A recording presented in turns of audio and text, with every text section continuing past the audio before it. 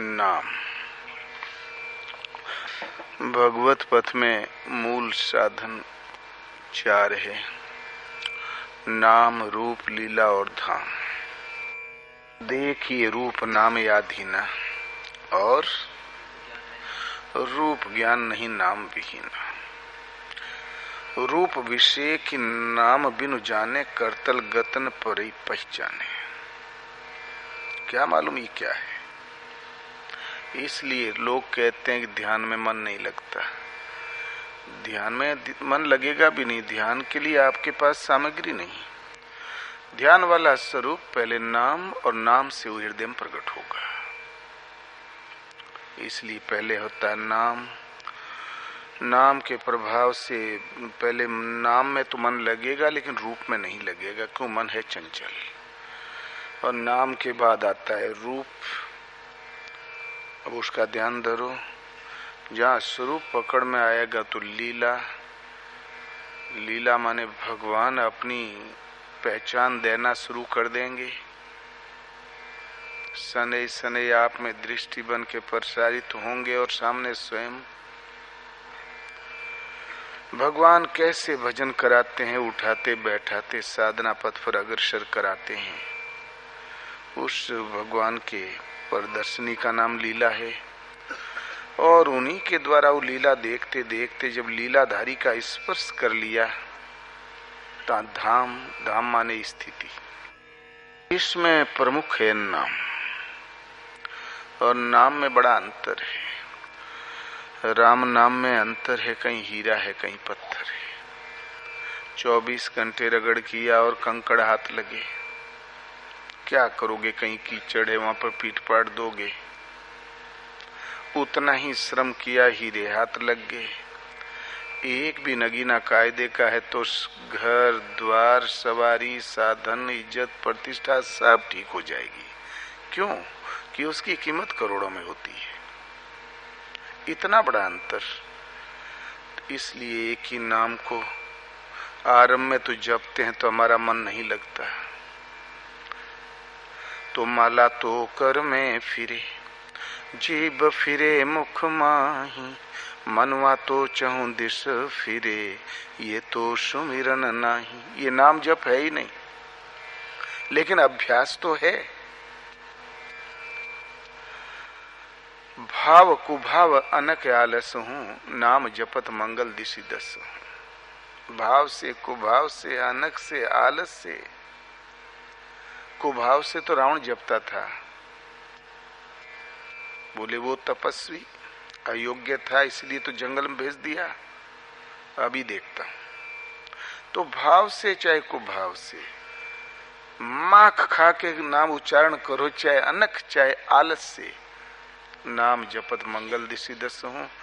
क्यों? ये क्षुद्र स्वल्प नाम का ये अभ्यास, टेढ़ा मेढ़ा अभ्यास आपको नाम की वास्तविक धारा में प्रवेश दिला देगा। अंतर तो है, लेकिन कंकड़ हाथ लगे ना। ऐसा नहीं कि कुछ मिला ही नहीं, कुछ तो मिला। यही एक दिन हीरो की क्वालिटी आ जाएगी। और जब भजन वो नाम पकड़ में आ गया, उसके बाद में उमा राम प्रभाव जिन जाना, तिन्हि भजन तजी भाव नहीं आना। भजन छोड़ के उसको कुछ अच्छा लगता ही नहीं। सृष्टि में ऐसा कुछ भी नहीं है कि जिसको देखे, जिसके विषय में वो सुने कि वो उससे भी बहुत सूक्ष्म और बड़ी वस्तु हृदय में पा गया। इसी स्तर का एक कबीर का भजन है। कबीर का चिंतन इसी स्तर से गुजर रहा था। नाम में मस्ती मिल रही थी।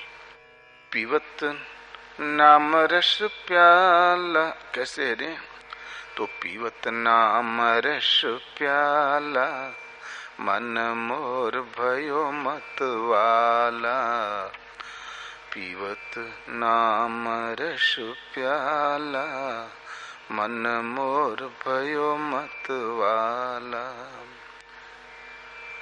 बिनु कर चले जपे बिनु जीवा। और नाम कैसे जपता है? नाम रसायन प्याला पिया तो कैसे पिया? माला से कहते नहीं, जबान से बोले वो भी नहीं, तो विनु कर चले जपे बिनु जिहवा, ऐसा यजपा माला। हर दम दम दम तार न टूटे, पीवत बंक करी नाला। मन मोर भयो मतवाला, ओम पीवत नाम रस प्याला। मन मोर भयो मतवाला। ये सबके लिए सुलभ है, ऐसा नहीं कि हम ही भर पीते हो। कबीर कहता हम तक सीमित नहीं। नाम रसायन जोई पियो है, सोई भयो मतवाला। पंडित ज्ञानी पीवे न जाने, झूठ बजावत गाला। मन मोर भयो मतवाला।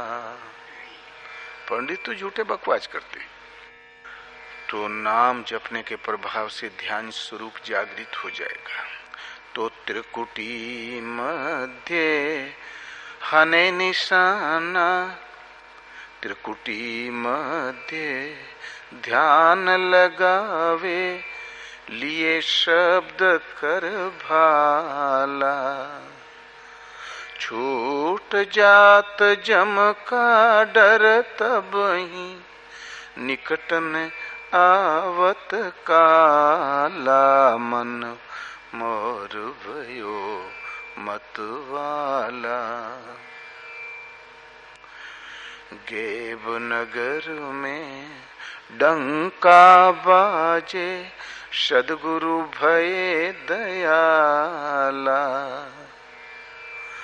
कृपा दास मगन होई बैठे, खुल गए अनुभव ताला। मन मोर भयो मतवाला। ओम पीवत नाम रस प्याला। मन मोर भयो मतवाला। पीवत नाम रस प्याला। नाम रस का जिसने प्याला पिया, नाम रस का प्याला पीते हुए मन मोर भयो मतवाला। संत कहते हैं कि नाम रस का प्याला ज्यों ज्यों पीता हूं त्यों त्यों हमारा मन एकदम मदमस्त होता जा रहा है। मन बड़ा चंचल है, वो एक दिशा में कभी रुकता ही नहीं, लेकिन वो मतवाला हो गया। जड़ी सूंघने पर जैसे सरप एकदम कैंचुआ होके गिर पड़ता है, हमारे मन की आज वही दशा है। उसका नशा खुमारी चढ़ गई। मन मोर भयो मतवाला। मंसूर को ये खुमारी चढ़ी थी, लेकिन प्रश्न लंबा हो जाएगा। और तो भैया नाम तो सब जपते हैं, लेकिन ऐसी मस्ती तो नहीं दिखाई देती। क्यों मतवाले हो गए, वो बात क्या? कैसे जपा आपने जो मस्ती छा गई? तो बिनु कर चले जपे बिनु जिहवा, ऐसी अजपा माला। जो नाम जपते हैं तो माला से जपते हैं। पहले 108 घुमाया, फिर लौट के उसी रास्ते से फिर आ गया। लोग पूछे महाराज सुमेरु पार क्यों नहीं करते? बोले पार करेंगे तो खर्च हो जाएगा। इधर से जपत जपत गए, सुमेरु को आके जमा कर दिया। फिर लौट के इधर से जपते जपते गए, सुमेरु पर आके जमा कर दिया। इतना राम नाम हो गया कि सुमेरु पहाड़, इसलिए उस बीच वाले दाने का नाम सुमेरु है। पार किया तब तो खर्च हो गया। तो नाम माला से जपते हैं, जरूरी है। ये बालकनी है, प्राइमरी के बच्चों में एक बालकनी रख देते हैं, बोले वो गोलियां सिरकाते रहते हैं, बोले बेटा 1, 2, 10, 20, 100। लेकिन वही बच्चे जब बड़े हो जाते हैं फिर वो बालकनी से गिनती नहीं सीखते, गिनती उनके मस्तिष्क में होती है। जैसे उससे काम लेना चाहिए वैसे लेने लगते हैं। ऐसे ही मन बड़ा ही चंचल है, इसको लाइन पकड़ाने के लिए पहले माला से जाप आवश्यक, जबान से आवश्यक। लेकिन दोनों में आप माला फेरोगे मन भागता रहेगा, जबान राम राम राम करती रहेगी और मन भागता रहेगा।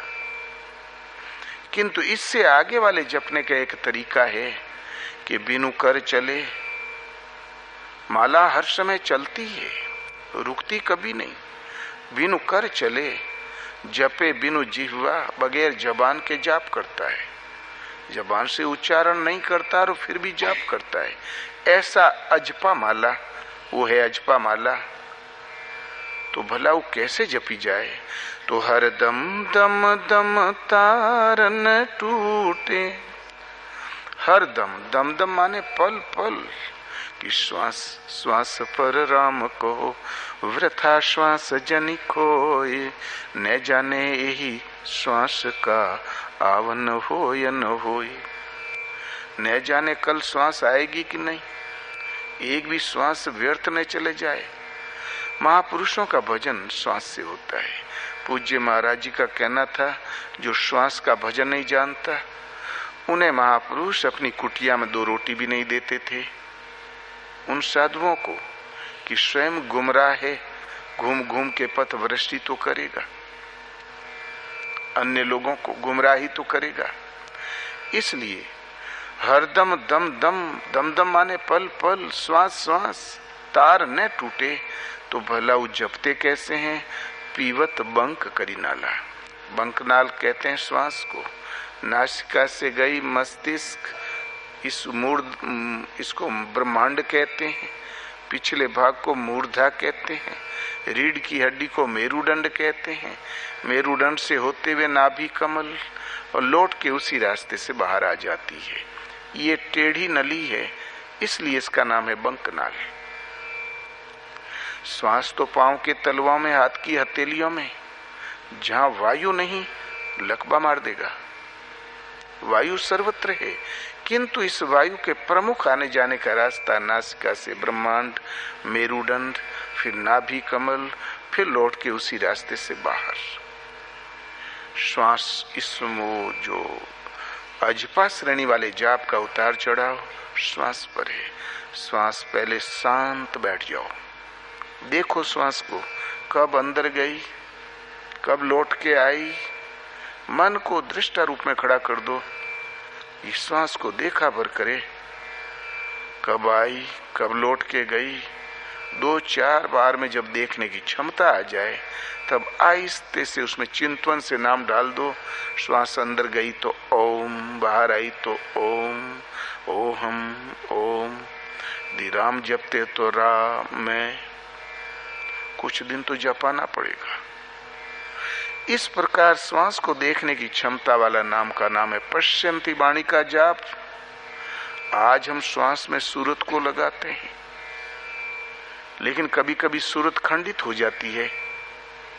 एक समय ऐसा आता है, एक बार सूरत लगाया तो रिनक दिनक धुनी अपने से उठे, धुन प्रसारित हो गई, श्वास एकदम तेल धारावत खड़ी हो गई।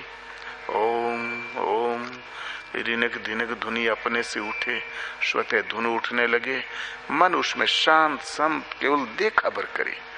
जहां ये धारावाहिक नाम हो जाता है श्वास में, तब फिर उसका नाम है अजपा। तो ये अजपा माला ऐसी है, बिनु कर चले जपे बिनु जिव्या, ऐसा अजपा माला। और सुबह शाम जपो ऐसी बात नहीं। हर दम दम दम तारन टूटे, पियत बंक करी नाला। वो बंक नाल से अर्थात श्वास से जपा जाता है। और जहां अजपा जागृत हो गई तो फिर नशा हो जाता है। मन करता है कि रात दिन पीते ही रहो, ताकने का मन नहीं करता, बात करने का मन नहीं करता। तो पीवत बंक करी नारा, मन मोर भयो मत वाला। मन एकदम मस्त हो गया है, उन्मत्त हो गया है पीते पीते। और हम ही पीते हैं ऐसी बात नहीं, सबके लिए सुलभ है। तो नाम रसायन जोई पियो है, सोई भयो मत वाला। जिसने भी पी लिया वही मत वाला। पहले वो स्वास्थ्य का चिंतन समझो, लगो, और जिसने भी पिया वो मत वाला हो गया, अर्थात उसका दरवाजा सबके लिए खुला है। किंतु पंडित ज्ञानी पीवे न जाने, झूठ बजावत गाला, मन मोर भयो मत वाला। पंडित और ये ज्ञानी ब्रह्माकाश में रहता मैं परमात्मा हूँ, एक रस हूँ, आत्मा हूँ, ये पीना नहीं जानते, ये व्यर्थ बकवास करते हैं। क्यों? कि श्वास का जाप किसी तत्वदर्शी महापुरुष से ही जागृत होता है, सीधा कहने से नहीं समझ में आता। महापुरुष के उपदेश के अनुसार शुरू करो। जब श्रद्धा से डोरी लग जाएगी तो जो वाणी से कहते हैं वो हृदय से पढ़ाने लगेंगे, तब समझ में आ जाएगा कि कितना मैं श्वास में लग पाता हूं और कितना नहीं। इसलिए पंडित ज्ञानी पीवे न जाने, झूठ बजावत गाला। अगली लाइन में कहते हैं श्वास का जाप कैसे करते हैं। श्वास का जाप करते समय सूरत मन कहाँ रहता है? तो त्रिकुटी मध्य हने निशाना, लिए शब्द कर भाला। त्रिकुटी के बीच में ध्यान लगावे। जब श्वास को देखो तो सूरत मन की दृष्टि त्रिकुटी में रहे, त्रिकुटी में सूरत रहे, श्वास को देखो, लेकिन लिए शब्द कर भाला। साथ साथ भगवान चाहते क्या है? वो जो वाणी देते हैं, उस अपौरुषेय वाणी जो उतरती है, उसका भाला लेके डटो।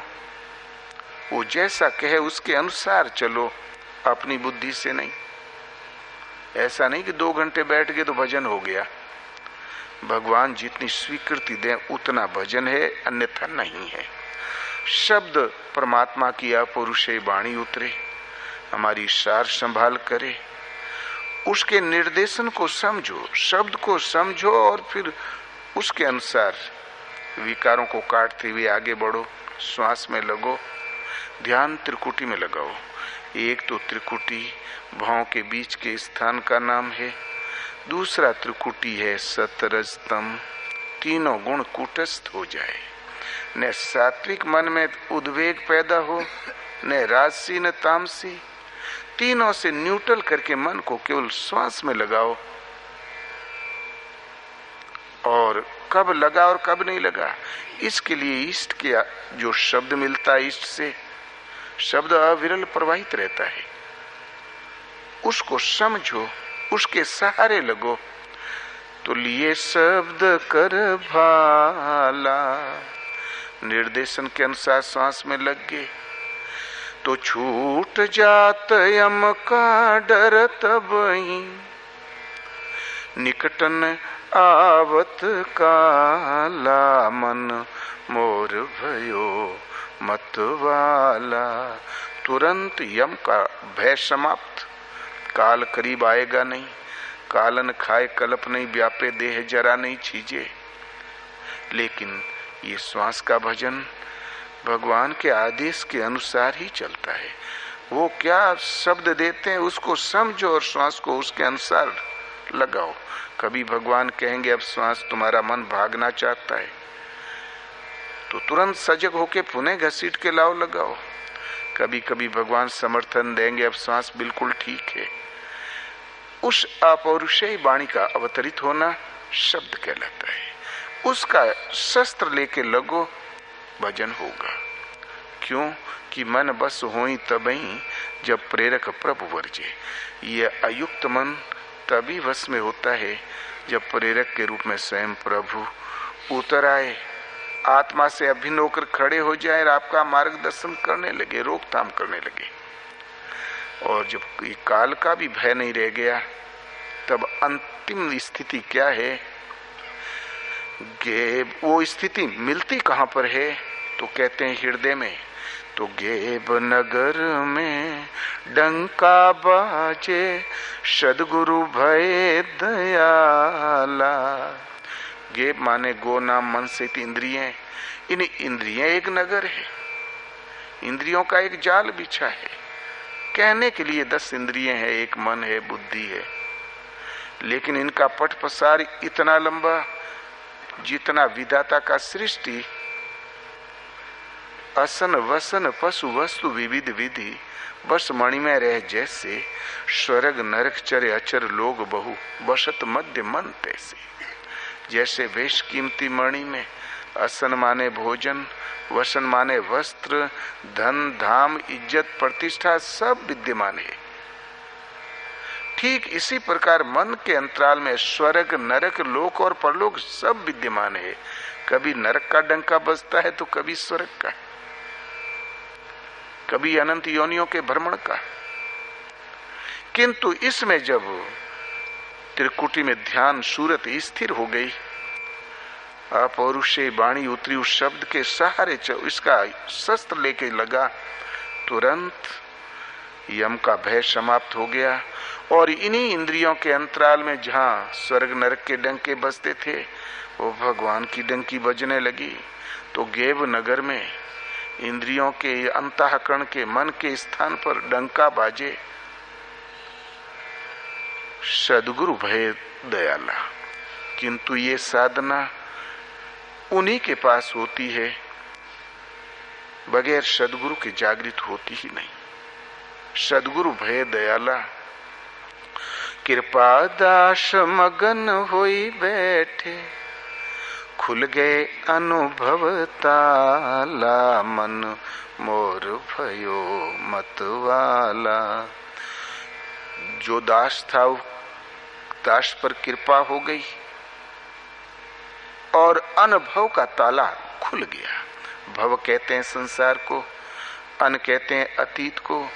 संसार से अतीत करने वाली ताला कुंजी खुल गई, साधना वहां पहुंच गई। लेकिन ये सारी साधना की जागृति गेव नगर में डंका बाजे, लेकिन ये स्थिति किसे मिलती है? सद्गुरु भय दयाला। कभी कभी बड़े बड़े प्रोफेसर पहुंचे, यूनिवर्सिटी से 22 चांसलर लोग पहुंचे। पहले तो बताएं महाराज, आप दर्शन शास्त्र के विशेषज्ञ हैं, आपने कबीर पर आपका अधिकार है। तो महाराज कहें हो, हम लोग कहाँ सुनने का पाए, कुछ मोह के सुनाओ। तो अपना जो जानते थे उल्टा सीधा शुरू करें। अंत में कहे, महाराज हम लोग सुनने आए हैं, संसार भर का दर्शन शास्त्र हम लोगों ने पलट दिया, लेकिन साधन नहीं समझ में आता, भजन नहीं समझ में आता। तो महाराज कहे हो, सब बात सबके उतु जानत है, लोग पढ़ते हैं, लिख तो जाते, न जाने सार का लिखत है। किंतु साधन भजन ही एक ऐसी वस्तु है जो लिखने में नहीं आती, अनुभवी सदगुरु के द्वारा। ऐसा नहीं कि गुरु बना लिया तो भजन जग गया ना, अनुभवी सदगुरु के द्वारा किसी किसी अधिकारी के हृदय में जागृत हो जाया करता है, अनुरागी के हृदय में जागृत हो जाया करता है। भजन न तो लिखने में आता है और न ही वाणी से कहने में आता है। जाओ तो बोले महाराज तो कृपा बनी रहे।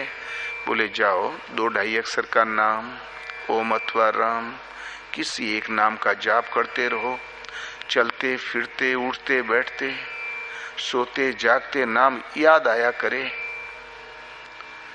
हाँ, और सुबह शाम बैठ की ड्यूटी अवश्य दो, 20 मिनट आधा घंटा जो दे सको, ये नियम खंडित न हो।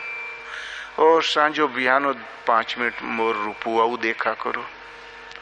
5 मिनट 2 मिनट भी यदि स्वरूप हृदय में पकड़ लोगे श्रद्धा से, तो जिसका नाम भजन है मैं तुम्हें दे दूंगा। मैं यहां बैठे बैठे तुम्हें घर पर दे दूंगा। भजन ही एक ऐसी वस्तु है, किसी अनुभवी सदगुरु के द्वारा किसी अनुरागी के हृदय में जागृत हो जाया करता है। कहने में नहीं आता, लिखने में नहीं आता। इसलिए महापुरुष कहते हैं, पंडित ज्ञानी पीवे न जाने, झूठ बजावे गाला। और किंतु जब सदगुरु भय दयाला, सदगुरु जब कृपालु हो जाते हैं तभी भजन जागृत होता है।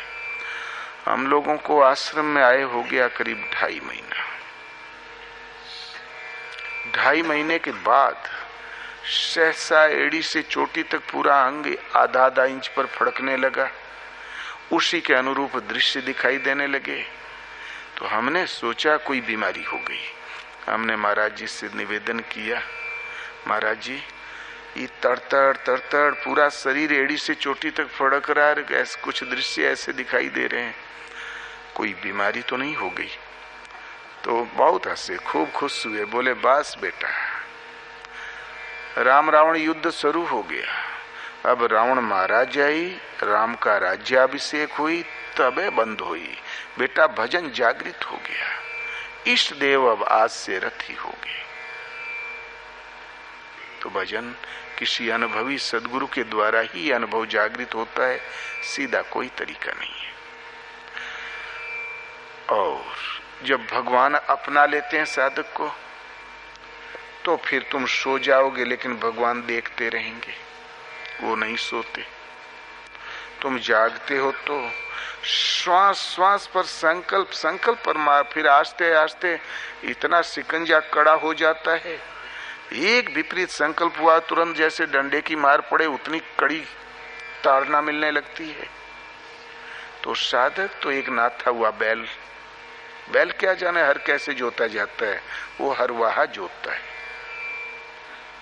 ठीक इसी प्रकार भजन साधक क्या जाने भजन कैसे होता है, भगवान स्वयं कराते हैं। और जिस माध्यम से कराते हैं वो है एक शब्द। वो भगवान जब कृपा करते हैं, रथी हो जाते हैं, तो आकाश से बोलते हैं, पेड़ से बोलते हैं, शून्य से बोलते हैं, व्यक्ति से, पशु से, पक्षी से, सर्वत्र से, क्योंकि वो सर्वत्र हैं। इसलिए त्रिकुटी मध्य ध्यान लगावे, लिए शब्द कर भाला। यदि शब्द जागृत नहीं है हृदय में, तो निवृत्ति दिला देने वाला, नशा प्रदान कर देने वाला भजन अभी नहीं है। इसलिए यदि वही नशा चाहना है तो शनै शनै एक नाम को पकड़ के लगो, खूब जाप करो, एक परमात्मा में दृढ़ संकल्प हो जाओ, क्योंकि भगवान एक से सवा कभी हुआ ही नहीं। तमाम देवी देवता तो ये साधना और श्रद्धा जगाने का तरीका था पूर्वजों का। दृढ़ संकल्प होके, समर्पित होके लग जाओ, बोले प्रभु हम आपके हैं, हानि लाभ आप जानो, जो गृहस्थी की ड्यूटी कर रहे हैं ये फैक्ट्री आपकी, ताकि सिर पे बोझा कम हो जाए। आपने ड्यूटी दी, हम ड्यूटी कर रहे हैं। और फिर चलते फिरते नाम में लगे रहो, श्रद्धा से, समर्पण के साथ लगे भर रहो। थोड़े ही समय में हृदय में जो मल आवरण विक्षेप का पर्दा पड़ा माया का हल्का हो जाएगा। जहां हल्का हुआ तब भगवान बताएंगे कि तुरे गुरु महाराज कहाँ बैठे। जिस सिंहासन पे होंगे, जिस दलदल में होंगे, भेंट हो जाई, विश्वास हो जाई। और सदगुरु मिले जाहि जिमि संशय भ्रम समुदाय, सारा संदेह दूर हो जाएगा। जो अपौरुषेय वाणी आज कहानी बन के रह गई है, वो हृदय में प्रत्यक्ष होने लगेगी। तो लिए शब्द कर त्रिकुटी मध्य ध्यान लगावे, लिए शब्द कर भाला, छूट जाए जम का डर तब ही निकट न आवे काला। ऐसे पति के पास काल भी नहीं आता। लेकिन सारी साधना, नशा प्रदान कर देने वाली साधना, जब सदगुरु भय दयाला। बोलो श्री गुरुदेव भगवान ने की जय। बड़ा एक शनि देवता से देवताओं ने पूछा कि ये शनि महाराज आप में पावर कितना? बोले सृष्टि में कोई प्राणधारी नहीं कि जिसको मैंने रगड़ दूं। तो बोले हनुमान को जरा रगड़ के देखो। तो घबराया शनिश्चर, लेकिन डींगे बहुत हाँक चुका था, गया। हनुमान जी ने कहा जामवंत जी से, बोले जामवंत जी 2 दिन से शरीर भारी भारी है, नाम जपने में उच्चाटन हो जाया करता है थोड़ी थोड़ी देर में, बात क्या है? तो प्रकांड विद्वान थे जामवंत, ज्योतिषाचार्य। गणित लगा के बोले अरे हनुमान जी आपके ऊपर तो शनिश्चर चढ़ा है।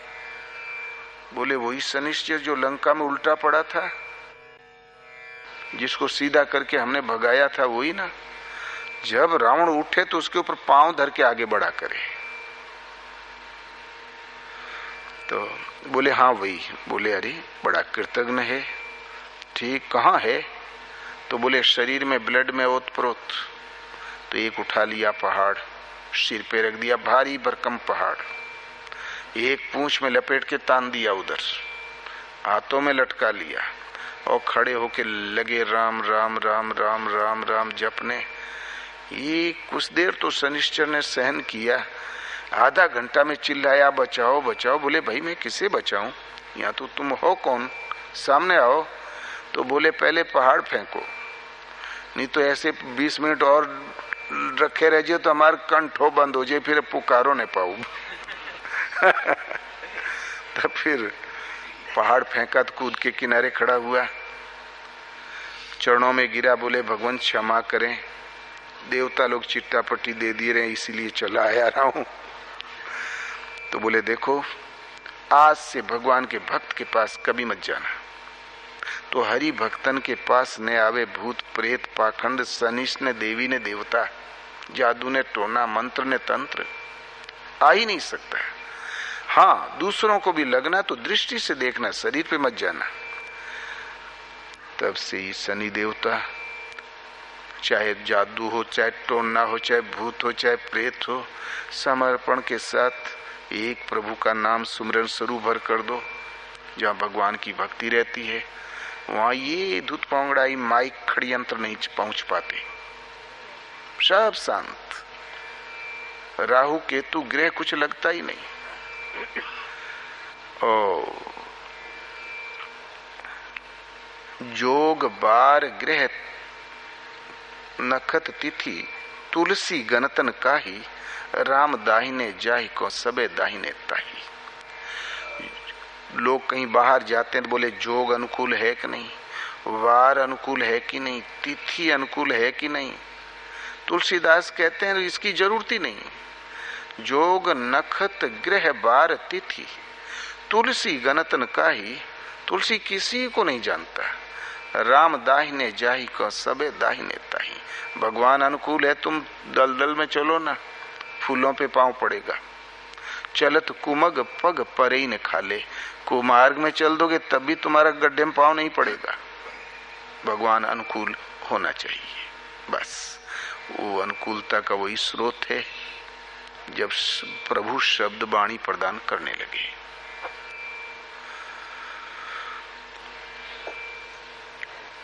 वैदिक ऋषियों का नाम था ओम। गीता में ओम, सारे संस्कृत गर्भित शब्दों में ओम। और उस ओम के द्वारा जितने मत मतांतर फैले ना, उन सब के मूल में ओम लगाया लोगों ने।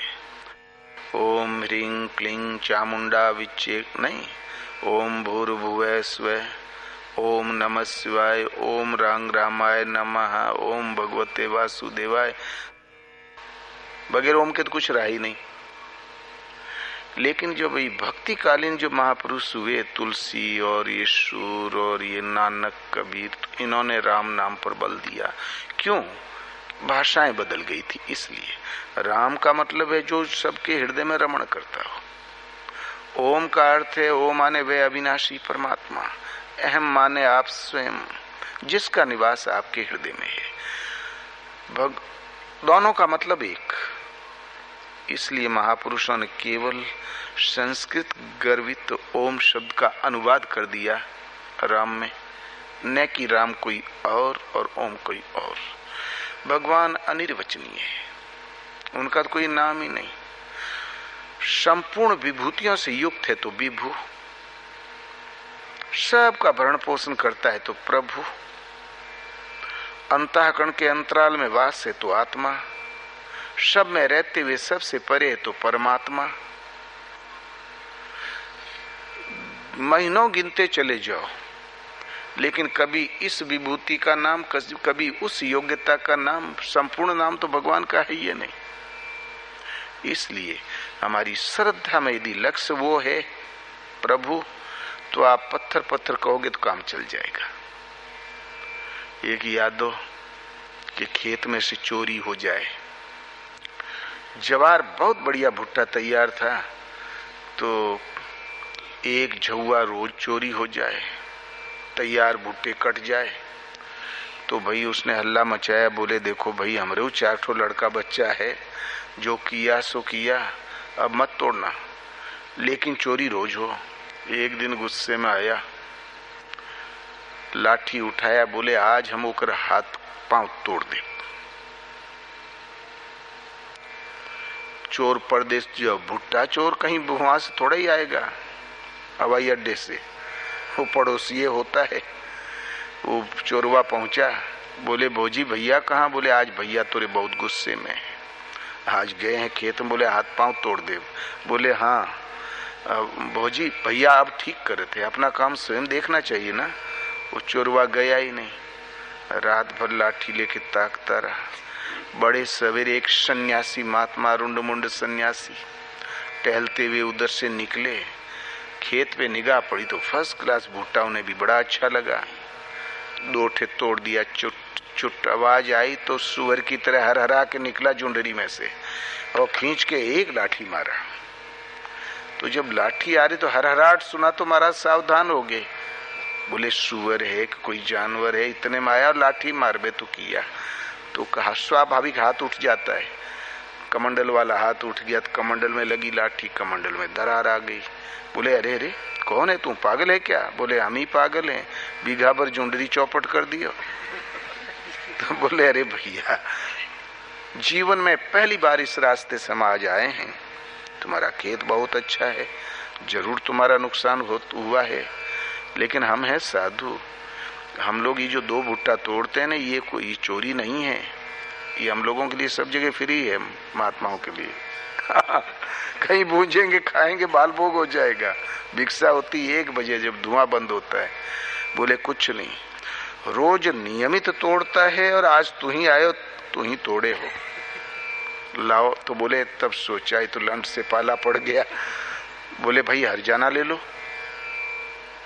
तब उसने सोचा कि घर छोड़ा, द्वार छोड़ा, लड़का बच्चा, इज्जत प्रतिष्ठा छोड़ी, लेकिन इस माला का नहीं पिंड छोड़ते हैं, जरूर ये कीमती है। बोले ये माला दे दो। तो उसने पकड़ा दिया, लो माला ले लिया। बोले अब उरिन? बोले हाँ। तो महाराज जब चले गए बीघा भर, तो पीछे से फिर दौड़ लगाया। तो उस बार महाराज सावधान रहे, दूरे से ललकार, बोले करे क्या हो गया, क्या बात है? बोले रुक जाओ महाराज, अभी आप उरिन नहीं है, एक के साथ बुदबुदात का हो, कहत का हो, बताओ। तो बोले ओ, तब सोचा कि गोरु चरवा टट्टी फिर के सोच क्रिया भी नहीं करता होगा कि का दें, द्वादश अक्षरी दें कि पंचाक्षरी दें कि 2.5 अक्षरी दें, कौन मंत्र दें? भगवान का पवित्र नाम भी चौपट कर देगा, और कुछ न देंगे तो ये पिंड नहीं छोड़ेगा, कुछ तो कहना ही पड़ेगा। बोले कहा करो कमंडल मोचन, कमंडल मोचन। वो भोला भाला वो का जाने की महात्मा झूठ बोलते है। वो अपन बैठ गया, कमंडल मोचन, कमंडल मोचन जपने लगा। वो बाबा महात्मा को थोड़ा दर्द था, कमंडलवा फूट गया रहा ना, मोचन माने रोकना होता है, कमंडल से बचत हुई। दोपहर हो गया, 4 बज गया, तो फिर मालकिन घर आई, भोजन वोजन लेके ढूंढे लगी, तो खेत के बीच में बैठ के कमंडल मोचन, कमंडल मोचन। बोले ए कमंडल मोचन, ये का फितूर पाल लिया, भोजन कर ले। बोले हम आज हम भोजन नहीं करेंगे, अब कब्बो न करो। बोले काहे, कैसे जियरा चली भोजन न करियो? बोले जियरा रहे चाहे जाए, लेकिन अब हम भोजन न करो। बोले काहे? बोले ई बीघा पर जुंडरी का हर जाना है ना, ये हर समय ऐसे ही किया जाते तबे बचत, नहीं तो बचबो न करिए। तो बोले ये हमें दे दो और तुम आप भोजन कर ले। तो तुरंत वो बेचारी ले लिया। कमंडल मोचन चित्त तो था नहीं, थोड़ी देर में मोचन गया, बुलाए कमंडल करे, खा के आया। बोले ला हमार, तो बोले लियो। कमंडल बोले ना, आधा तू चुरा लिए, इतना ही और रहा। हालांकि सुबह से 4 बजे तक जपा रहा है, लेकिन वो भूल गया। वो यादवन के इतने बुद्धि होत रही है, वो भूल गया। अब वो बोले कमंडल बोले ना, तू चुरा लिया, आधा रख लिए, ला हमार। तलाशी लिया, फिर सोचा कहीं गार्ड ने दिया, वो खोद के देखा, फिर उठाया लाठी, मारा तो ही लाठी गिर पड़ी। बोले अरे भाई काहे मारे? तो हम कहा ले लिए, और वो बवाल हम करब का? बोले ना, तू चुराए है, आधा हमार ला। फिर धीरावे, फिर ढूंढे, फिर तलाशी ले, फिर सोचे कहीं फेंकने दिया हो कि जाते समय ले जाए घरे। फिर ढूंढा, बोले गिरस्ती रहे चाहे ऊपर ही पड़े, अब हमार ला हर जाना। भगवान ने देखा कि इससे चौंके मार डाली का, एक स्वरूप धारण करके खड़े हो गए। बोले क्यों उसके पीछे पड़ा है? उस नाम से जिसे तुम बजते हो पुकारते हो ना, वो हम ही है। बोले तू हो? क्या मालूम हो कि नहीं? जिन गुरु महाराज ने जो बताया है नाम, वो कह दे तो हम मान लेंगे। फिर डांटने लगा। तो बोले अरे क्यों डांटता है? इतने प्रेरणा हुई गुरु महाराज में, भटकते हुए शाम भरे में फिर उसी रास्ते से निकल पड़े। तो देखा, हो देखो सुबह हमसे उलझा रहा, अब कोनो बेचारी माईदाई से उलझाए। बोले करे काहे तंग करे तू के? बोले गुरु महाराज आप बेफिक्र रहो, आप उरीन हो, जो आपने दिया था आधा ही चुरा लिए। और एक तीसरा व्यक्ति खड़ा कह रहा है कि हम वही उस नाम से जिसे पुकारते वो हम है। तो महाराज इन्हीं का नाम दिए रहे हो ना? बोले भाई किसका? यहाँ कोई दिखाई नहीं देता। तो बोले अच्छा, हमें दिखाई देता, आपको दिखाई नहीं देता, इसका मतलब जरूर ही पढ़ के आया होगा जादू। आप बेफिक्र रहो, हम ऐसे वसूल करब, और बीच में बोली तो हो के 2 लाठी देव भगवानों के। तो फिर लाठी लेके जज का, तो बोले सुनता नहीं है? तो गुरु महाराज बोले भाई आवाज तो आती है लेकिन दिखाई नहीं देते। तब बोले देख, बहुत पंचायत करे का विचार हो तो हमरे गुरुओं महाराज के दिखाई दो, और नहीं तो फिर आप रास्ता ना पो। तब गुरु महाराज को भी दिखाई पड़े। अब घंटों स्तुति करने में लग गए। नमामि स्मि सन्निर्माण रूपम विभुम व्यापकम ब्रह्म वेद स्वरूपम। बोले बेटा तोरी वजह से हम पा गए। फिर भगवान ने उधर दृष्टि डाली तो उसके अंदर भी वो विशिष्ट बुद्धि का संचार हो गया, अनुभवी सूत्रपात हो गया, गुरु चेला दोनों पा गए। तो भगवान की भक्ति में ये बहुत प्रपंच, बहुत बुद्धि नहीं लगती। संसार में विकास होता है बौद्धिक प्रसारण से।